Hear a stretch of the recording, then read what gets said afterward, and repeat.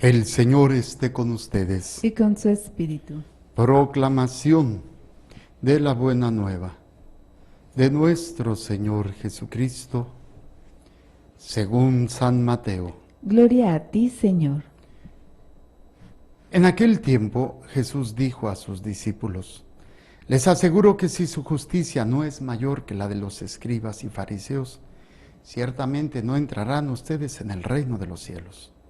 Han oído que se dijo a los antiguos: no matarás, y el que mate será llevado ante el tribunal. Pero yo les digo, todo el que se enoje con su hermano será llevado también ante el tribunal. Al que insulte a su hermano será llevado ante el tribunal supremo, y el que lo desprecie será llevado al fuego del lugar de castigo. Por lo tanto, si cuando vas a poner tu ofrenda sobre el altar te acuerdas allí mismo de que tu hermano tiene alguna queja contra ti, deja tu ofrenda junto al altar y ve primero a reconciliarte con tu hermano y vuelve luego a presentar tu ofrenda. Arréglate pronto con tu adversario mientras vas con él por el camino. No sea que te entregue al juez, el juez al policía y te metan a la cárcel. Te aseguro que no saldrás de allí hasta que hayas pagado el último centavo. Palabra del Señor. Gloria a ti, Señor Jesús. Por la lectura del Santo Evangelio, sean perdonados nuestros pecados. Amén. A ver, sentados. Una de las cosas que a mí me llama mucho la atención, y lo decía hace unos días, cosa curiosa, que mientras somos jóvenes no nos importa lo que comamos, lo que hagamos, movimientos, y no nos damos cuenta que estamos desgastando y dañando el cuerpo. Después vienen los achaques, las enfermedades, y ya nos dicen, tiene que dejar de comer esto, tiene que dejar de comer aquello, tiene que empezar a comer esto, tiene que cuidarse en su peso, o sea, cosa curiosa, que durante toda nuestra vida no nos enseñaron o no nos interesamos en fortalecer nuestro cuerpo. Nunca nos visualizamos ya grandes, ni enfermos, no, simplemente, porque no hay esa cultura, simplemente nos acostumbramos a llenarnos y tragar y divertir y movimiento, y como aguantamos mucho, pero es curioso, después de cierto tiempo, a veces años, empiezan lo que ya vienen los problemas de la rodilla, porque no me cuidé o porque no tuve el cuidado de fortalecer esa área, ¿no? Cuando uno se lastima la espalda, pues una de las cosas que nos dicen es ejercicios para fortalecer, ya que te recuperaste del dolor de espalda por un movimiento, te agachaste y quedas así todo como que... Entonces viene ese fortalecimiento de esa área débil, de esa área que pues carece de todo lo necesario para funcionar correctamente. La persona diabética pues tiene que fortalecer sus niveles, o sea, de insulina, y tiene que controlar los niveles de azúcar, y tiene que tener mayor empeño en ese ámbito. La persona que sufre un accidente y que luego tiene, por ejemplo, enyesado un brazo, una pierna, las dos piernas, y dura mucho tiempo sin poder caminar, después el caminar le va a costar trabajo y tiene que fortalecer esos músculos que por la misma inactividad, por el mismo yeso, pues se fueron perdiendo, y cuando le quitan el yeso están flaquitos. Y hay que hacer ejercicios para fortalecer esos músculos dañados. A mí me llama mucho la atención cómo dentro de la formación espiritual, dentro del proceso de la conversión de muchas almas, la Iglesia, y me refiero a los movimientos, a los sacerdotes, a los religiosos, religiosas, a los laicos, descuidamos una recomendación muy importante y muy necesaria: el fortalecimiento.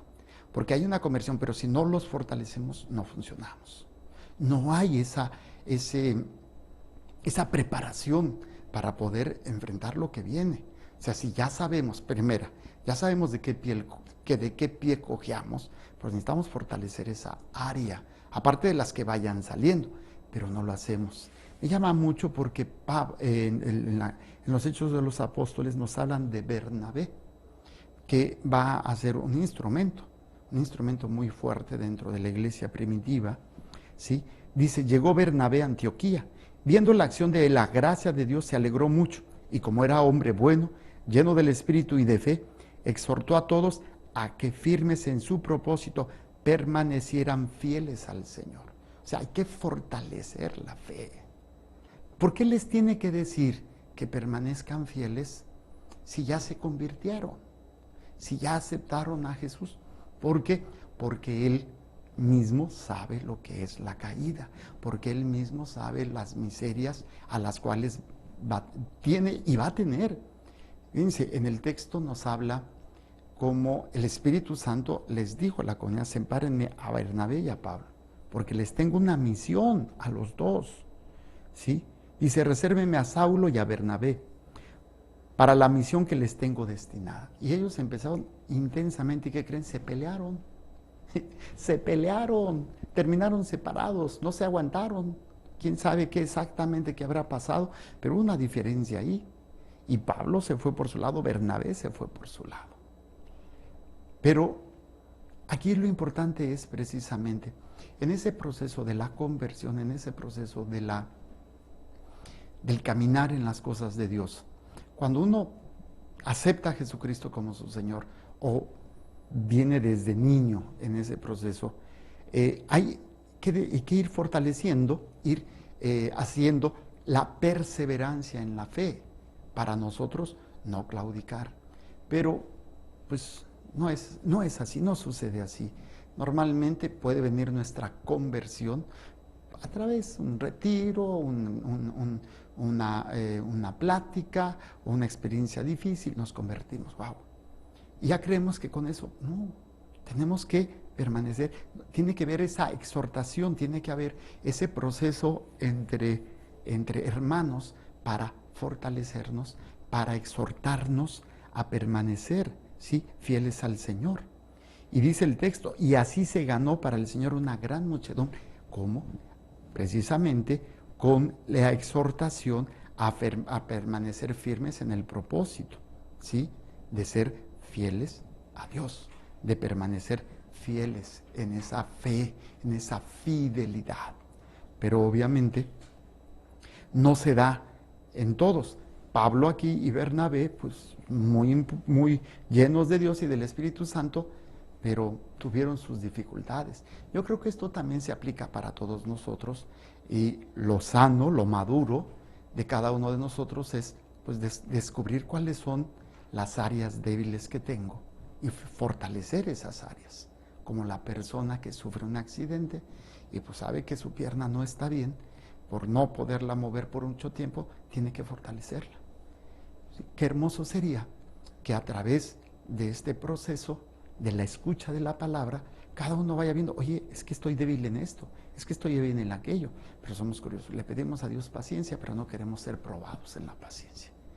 Creemos que el Señor me dé paciencia quiere decir que ya no me va a afectar. No, al contrario, quiere decir que vas a tener más situaciones que te van a, ¿cómo se llama?, a caer en la impaciencia, llevar a la impaciencia.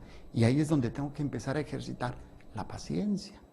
Entonces, cada uno de nosotros tendríamos que pasar por un examen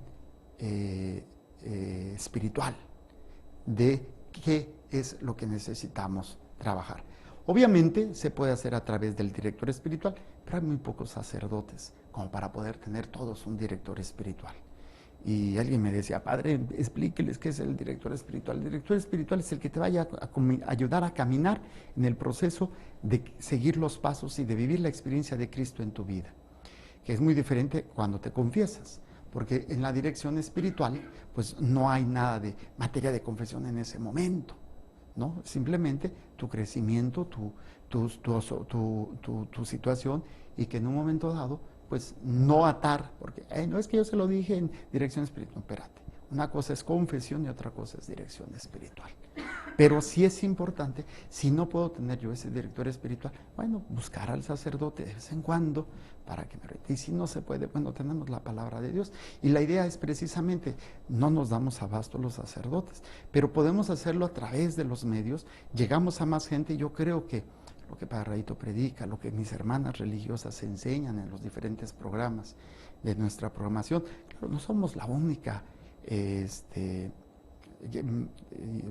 pues grupo o movimiento, bueno, no comunidad, que se dedique a los medios. Tenemos aquí en la diócesis, tenemos otra estación hermana, o bueno, no estación, sino una comunidad que se dedica a Coinonía. Tenemos el canal de Madre Angélica, tenemos El Sembrador, tenemos Hombre Nuevo, y bueno, por internet, pues cuánto no hay escritos, páginas hermosísimas, la Ciprensa, la Letella, el CatholicNet.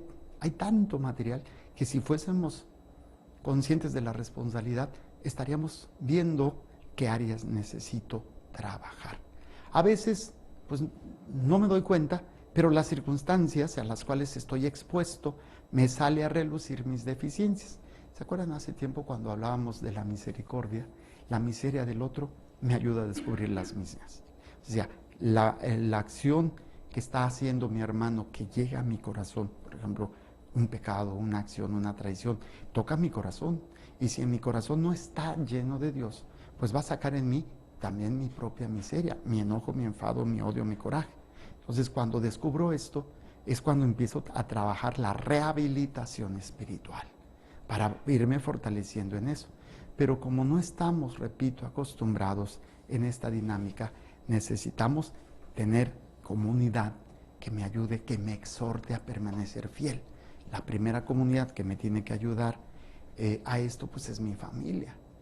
A veces me da tanta tristeza que los jóvenes escojan pareja por arriba de su Dios. ¿Qué quiero decir? Es que yo lo quiero y no importa que sea cristiano, que sea ateo, que sea lo que sea. Yo lo quiero. Cuando uno de los aspectos que va a determinar que una relación funcione como debe de ser desde nuestra fe, pues es que crea en Dios, que sea una persona de fe, que sea una persona que te ayude a caminar y que te ayude a crecer y que sea ese instrumento también para irte ayudando a fortalecer y a ir descubriendo las áreas que necesitamos trabajar como cristianos, como hijos de Dios, como hombres y mujeres llenos de Dios. Y por eso mi Señor, cuando habla, pues hace un diagnóstico increíble. Hagan de cuenta que aquí olvídense de los escáneres, las tomografías computarizadas, los exámenes del laboratorio. El Señor con su palabra te hace un estudio donde ningún instrumento médico puede llegar. El alma, lo profundo del ser. ¿Cómo lo hace? Muy sencillo.